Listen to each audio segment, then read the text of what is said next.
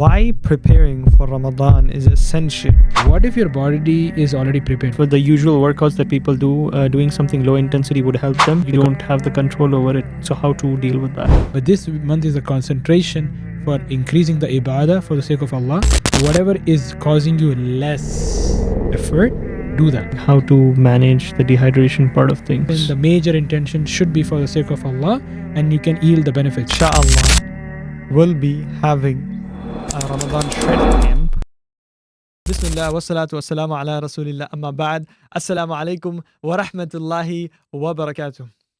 Today, inshallah, we will be talking about Ramadan. As it's around the corner, we all know it's a very blessed month. And today, inshallah, we'll be covering topics that will help you physically, mentally, and spiritually to be prepared for this month and make the most out of this month, inshallah. So we have our coach Saad and brother Fawad from the TNFU team as our co-host and our chief marketing officer as well. So coach Saad, why preparing for Ramadan is essential? Bismillah, walhamdulillah, wassalatu wassalamu ala rasulillah, amma ba'd. It is very crucial because fasting in the month of Ramadan is an obligation. Just like any other thing, which is Salah, 5 daily prayers, which is Hajj, which is the other pillars of Islam basically, or any other obligation that you're supposed to do, you have to make sure that you do it, right? And then for that, for you to be sure that you'll excellent in what you're doing, you have to make sure that you are prepared. Just like that. Ramadan is an obligation and it has so many benefits.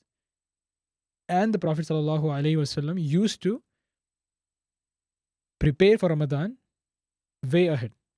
And I think that just a month before Ramadan, he used to fast as much as you can imagine. I mean, it was the maximum number of days he used to fast just before Ramadan. It was also because he wanted his body to be ready for Ramadan, and also he wanted to concentrate more on the fast and the ibadah itself, because when a person is hungry, he's not able to concentrate. What if your body is already prepared? Because it has a very amazing way to adapt to things, right? Mm-hmm. And fasting usually requires a lot of mental, mental capacity and strength to actually do that. You cannot just do it right away, right? So you have to prepare, and for that preparation, you have to make sure that you increase the consistency of fasting. You may start consistently waking up for tahajjud, so you have this habit of waking up for suhoor. Then you can do that, and then you also start to time your foods in such a manner that it aligns with the time you would be eating in the month of Ramadan, maybe a month ahead. Like for example, you have your early breakfast just around the suhoor time, and then you have your remaining foods, and then you have your dinner around the iftar time. So now your body is actually getting adapted to that timings, and then when the actual Ramadan comes or hits in, you are able to smoothly transition into it because you already prepared your body in that manner. So yes, it is really important for you to practice ahead to be prepared for Ramadan, because unless until you do that, you won't have the best experience, especially worshipping Allah Azza wa Jal during that time. And just to add, I heard a quote from, I came through a quote earlier. I don't recall the exact words of it, but even the Salaf of the Ummah used to prepare for Ramadan ahead of time. And they gave an analogy of preparing Ramadan 2 months ahead of time, where they would seed a field so that they can, reap the rewards in Ramadan. Like seeding the field would be considered like 2 months ahead, and 1 month ahead would be watering and nurturing the crops. And the month of Ramadan is when they actually get the reward, the plant out of The it. crop, yeah. Yeah. Wow. Even I have this hadith where Aisha radiallahu anha reported the most beloved month to the Messenger of Allah sallallahu alaihi wasallam was for fasting was Sha'ban. Then he would connect it with Ramadan. That was his way of connecting his fasting a month ahead, as what you mentioned. Allahumma barik. Subhanallah. How can we start preparing for Ramadan right now? because it's around the corner. I would say like end of February is what is expected to come, I guess. So how can we start preparing now? A good way is to, as I said, time your foods eventually, not every day, but at least once a week. Start increasing the voluntary fasts. Mm-hmm. So you get into a habit of that rhythm. Mm-hmm. Consistently do that. And also the foods you choose, very crucial. Example, like for example, if you want to stay healthy, if you want to get in shape and you're trying to hit some macros and calories, there are some people who cannot eat a lot, right? And there are some people who can eat a lot, alhamdulillah, Mm-hmm. just like me, mashallah, la quwwata illa billah. Long very. So depending on the type of people, you have to make sure that your diet is as planned as much as possible to hit your protein goals, to hit your fiber goals, to have some healthy fats, to have some complex carbs in your diet. So if you have a certain goal, plan accordingly. If you want to eat healthy fats more, then cut down on carbs. And if you want to eat more carbs, then cut down on your healthy fats. Depending on that, depending on what type of energy your body desires. And then you can plan accordingly and go on with it. And also start working out on the time when you would be ideally doing in the Ramadan. I'm sure you would have tried 3 or 4 ways. Like there are a few ways, like you can do the workout before suhoor, or you can do the workout soon after suhoor, or you can do the workout in the afternoon, or you can do the workout just before iftar and feed your body, or you can do the workout after the Taraweeh. Whichever you think is convenient for you, you can go that. When you think there's a certain time that suits for you for the workout, start doing it right now in your routine. That will help. Go on for a walks when you think you would do it in Ramadan. If you want to go on a walks.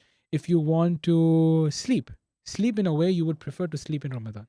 So wake up for tahajjud would be the most. Habituating yourself to tahajjud would be a more better way, I would say, right? Not necessarily, because it depends. Some people just want to wake up just 5-10 minutes before suhoor and then quickly do the tahajjud prayer and then start eating. So if they want to do that, they can do that. But if a person is very good at sleeping early around 8 or 9 o'clock and then waking up way before tahajjud and then working out and then praying tahajjud and then eating, that will be a different case. So person to person, it would Differs. differ. And also, some people are addicted to caffeine, or some people are a fan of caffeine, I would say. Some people are not addicted, but they love to drink caffeine, and especially the coffee or the tea. What they can do, because if you suddenly cut down the caffeine, because it's a stimulant, it will have some adverse effects on the body, because you cannot just remove it. And so what you can do is you can start reducing the amount of coffee you're drinking and then be prepared for the day, because the fact that coffee dehydrates you further, it will be hard for you to sustain a lot of water. Now on that on that notice, while you're drinking coffee, if that can dehydrate you, there's something that can rehydrate you, which is water and electrolytes.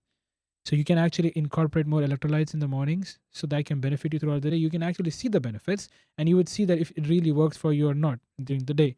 Because you can break your voluntary fast, but you cannot break your Ramadan fast unless there's a case. So be mindful of that, and you'll be able to make a mindful decision, inshallah. What about instead of the usual workouts that people do, doing something low intensity would help them because they would be fasting, right? Would that help? Moderate to low intensity is what I would recommend, not high intensive workout, unless you're an advanced athlete and you can actually take that. I would not recommend it either way, because even if you're an advanced athlete, you're still exhausting yourself to a limit where you won't be able to concentrate on the ibadah, because the worship is the main factor in the month of Ramadan, right? So anything between lower to moderate to lower intensity workouts, like maybe some even if you're weightlifting, deloading your weights, or if you are increasing the volume, usually reduce the volume. If you are doing high intensity bodyweight workouts, do some lower intensity workouts by some adding some cardio in the middle. You just have to make sure that you're sustaining and retaining your muscle. You don't have to necessarily concentrate on the hypertrophy or gaining the muscle or gaining the strength in this time, because you cannot, unless and until you have crazy genetics. But generally, it is not easy or realistic per se. I would say just concentrate on the diet specifically and then do that, inshallah, by making sure the protein goals are met and the fiber is dialed in with some energy source, inshallah. And inshallah, just to make clear for the audience, today we in this podcast are focusing more towards the diet perspective of it, and also attaching some kind of spiritual topics as well. But inshallah, we will come back with another podcast where we will be talking in detail, inshallah, about, if the time permits, about Ramadan and all the the basic rulings and things like that that you can follow and have motivation towards, and be prepared in a more better way for Ramadan, inshallah. But this podcast will help you regarding your health It's and more diet like a perspective. pre-Ramadan Prep. prep, Pre-Ramadan, and then you prepping. would have just a Ramadan prep podcast, inshallah. Exactly, inshallah ta'ala. So the next would be like at iftar, overeating during iftar would be like, I mean, most of the time there is this issue that you're already on the iftar table and there are a lot of options, and you start digging in as soon as the adhan time strikes, and sometimes because of you being in a fasting state, you don't have the control over it. So how to deal with that? If you are a desi trying to lose weight and gain lean muscle, and you have tried every single approach out there, you have tried the restrictive diets, you have tried fasting, you have tried every single thing that you can think of, and you have no clue how to lose weight, then inshallah we can help you with our coaching, the New Fit Ummah online Muslim fitness coaching, where we help people lose weight without starving and while enjoying the foods they love. Inshallah ta'ala, you'll be easily able to lose between 20 to 30 pounds within a period of 90 days or less, with your underlying conditions. Let it be hypothyroidism, let it be high blood pressure, let it be anything. Inshallah ta'ala, we will see that if you are ready to impact your life, then we are ready to help you make a change for your whole life, inshallah ta'ala. Prior to this, that if you were to prepare your days in such a manner where you are designing your days and your timings in such a way that you would be doing in the same manner in the month of Ramadan, you'd be so easy. Like, for example, as I mentioned, I give you many examples. And then one of the best way is because a person was hungry for the whole day, maybe 14, 16 hours or whatever you call it. And then he wants to eat because he's hungry. But if you understand, and if you might have also noticed, when you break your fast, whatever you imagined about Mhm. eating, You won't be able to eat. you won't be able to eat. You'll be able to eat maybe like 20, 30% of that. Even if you stuff your mouth, you wouldn't even be able to stuff your stomach, because here's the catch. You were fasting and your stomach did not have any water or any food. It shrinks. It becomes smaller, right? It becomes very small. So if you want to increase the capacity, you would slowly fill it. If you just suddenly fill it with too much food, it's going to get bloated, because it's you're stretching it to, above the limit of its, right? It's above its capacity, I would say. So what you can do is you can start with some protein shake or maybe some light food, like maybe hummus or something with that, some veggies, or maybe just a protein shake with some dates, ideally dates, recommended Sunnah, and then slowly go for the salah, do your zikr, and then your body will expand slowly, drink some water, and then go for the food. Mhm. But end of the day, if you follow this procedure, whatever works, start low, go heavy later on, not too heavy, but you can eat some good foods, maybe get some carbs and everything, depending on how you have your energy levels throughout the day and everything. But that's the best way to approach, is being mindful that you cannot just stuff your stomach because you feel like eating. Start slow, go for the salah, because you won't have enough time if you start feasting. Mhm. Go for the salah, come back into the masjid, in the congregation, which is recommended for the men, and then come back, eat more, and go ahead. And inshallah, you should have a better time with that, with the permission of Allah. Mhm. What about feeling dehydrated at suhoor and iftar? How, I mean, not at iftar, I would say throughout the fasting, people will feel dehydrated. It's normal because you're fasting. But how to deal with that? Like, how to manage the dehydration part of things? To manage the dehydration, you have to understand that dehydration is caused not only by the water, as mentioned many times. It depends on how you manage your water with the added electrolytes. And then, depending on your condition, if you have a chronic kidney issue, or if you are a person who has high blood pressure or something, then I would not recommend going towards the salts for the electrolytes. You can go for maybe fruits, or you can go for some natural sources. For example, you can get some lime in the water, and then add some pinch of salt, not a lot, pinch of salt, and then some orange. Or if you don't want to have salt, it's okay, just lime water with some oranges or some pineapple, a little bit here and there, can really benefit you, especially adding that in your suhoor, some electrolyte or electrolyte packets, if you're a healthy individual. that can really give you some hydration throughout the day. When the time comes, also you can add some hydration of electrolytes again in the iftar by making sure at least the fruits are which are filled with hydration like watermelon and everything. And then you would have a very good sustained energy. Then add some protein, it gets better. Then add some fiber, it gets much better. Then add some actual carbs and everything to give you the fuel for the day, for the night, I mean. So yes, in that manner, you will be able to manage your dehydration more better. And I would say don't exhaust yourself to a limit, which can cause you more dehydration, taking you away from the remembrance of Allah or the concentration that is required. Mm-hmm. And I think one more thing that I've realized is during Ramadan, when I'm breaking the fast, when I usually break the fast with like a protein shake or some kind of protein, it actually helps me with my satiety levels. So it calms down my hunger, and I can actually enjoy food after the Maghrib Salah. What do you recommend? That's do you that's what think about that's what I usually recommend the people and my clients is to start your iftar with a protein shake, which is very light. Some days for some fiber and energy, and then go and do your salah. Come back, have the remaining. Some people just don't want to have. They just come back after the Taraweeh and have your food because they have so much satiety. They eat 2-3 dates, some fruits, protein shake. Boom, you have enough energy. Your stomach is filled because it's as I said, it shrinks.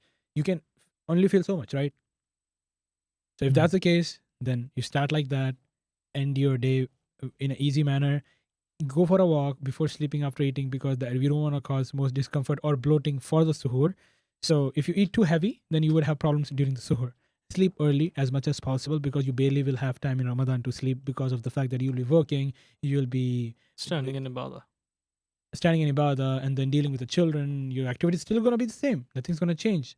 But things can get added up. So be mindful of that. Sleep well as much as possible. And again, our goal is not to get gains or not to see tremendous health benefits, which you will, inshallah, eventually. But this month is a concentration for increasing the ibadah for the sake of Allah. So you would do that. You would be mindful. You would eyeball everything. If you want to calculate, you can. But whatever is causing you less effort, do that. More efforts towards the ibadah.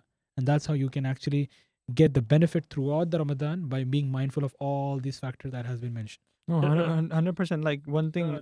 The fasting actually helps too in the weight loss during Ramadan, or is it something? It can. You can have the major niyyah, the major intention should be to get the reward from Allah Azza wa Jal. But yes, if you have this small intention or just a thought that maybe this can help me in fat loss, I have spoken to some of the student of knowledge and shuyukh. They said it's okay to have the intention of fat loss with while fasting. It's not a problem. But the primary intention, the major intention should be for the sake of Allah, and you can yield the benefits. And because if you don't yield the benefits, you're not disheartened because the major aim was something else already. And if you were to get benefits, alhamdulillah. If not, maafi mushkila, right? So that's how you create your intention, and that's how you believe in the qadar of Allah, that if this can aid, a lot of people have seen weight loss. Some people have also seen weight gain. So it depends. It depends. Most of my clients have lost weight even in Ramadan while maintaining a diet and still feeling full and enjoying their energy levels. Alhamdulillah, ala kulli hal. So yeah, it depends on how you choose, when you choose, and how you sleep. How can busy individuals, the IT professionals or working moms, and maybe students as well, how can they make better choices in Ramadan while breaking fast and in suhoor to avoid the bloating and gases and discomfort to their stomach? Best way is, as mentioned in the previous podcast, we have a Facebook group we have a community, alhamdulillah. And then maybe if you're a part of the community, we can share some healthy recipes of the same foods you enjoy and get the benefit from that. If you were to join, and maybe few individuals can get the Ramadan recipes healthy, whichever they like. We have a list of foods which we have given to our clients and everything. And maybe they can be lucky enough, inshallah, if they sign up with the Facebook group and come to us, we can give you some amazing recipes which you can eat in iftar and stay healthy and have sustained energy levels throughout the time. So yeah, what it means in conclusion, in a nutshell, is yes, you can eat the foods you love, be it samosas, be it your Spring roll. bhajia, Dahi bade. spring rolls, dahi vade, or anything. You can enjoy, yes, Halim. You can enjoy everything and still get the benefits of that. It's all about the proportions, ingredients, and the recipes which I've blended with some recommendations with that. You can actually enjoy all of them.